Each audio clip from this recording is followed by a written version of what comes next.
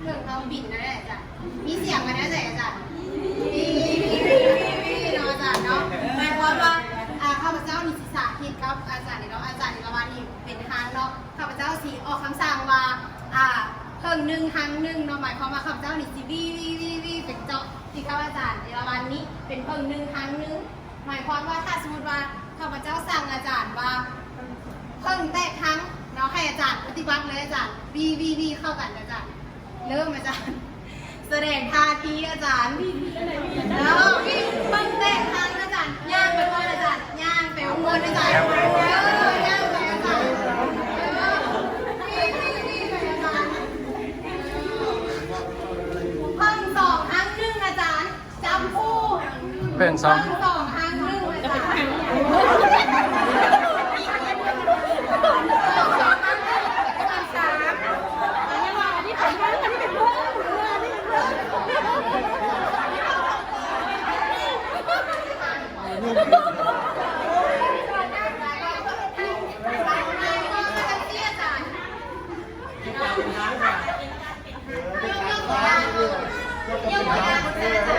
ยกตัวอย่างอีกรอบหนึ่งเนาะอันนี้นี่เป็นเพิ่งซีซ่าข้าพเจ้านี่จะเป็นทางสองเพิ่งหนึ่งเนาะ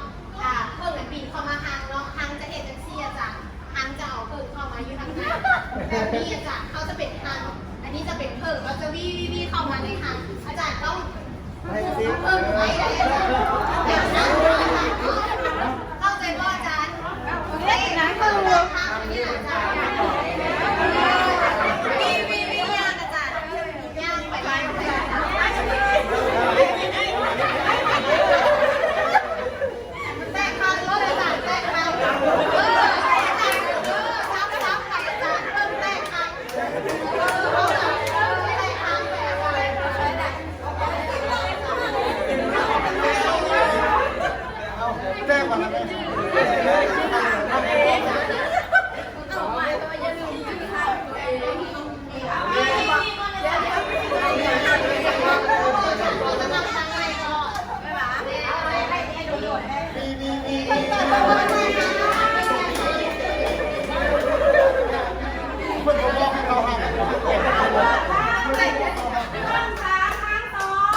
Thank you.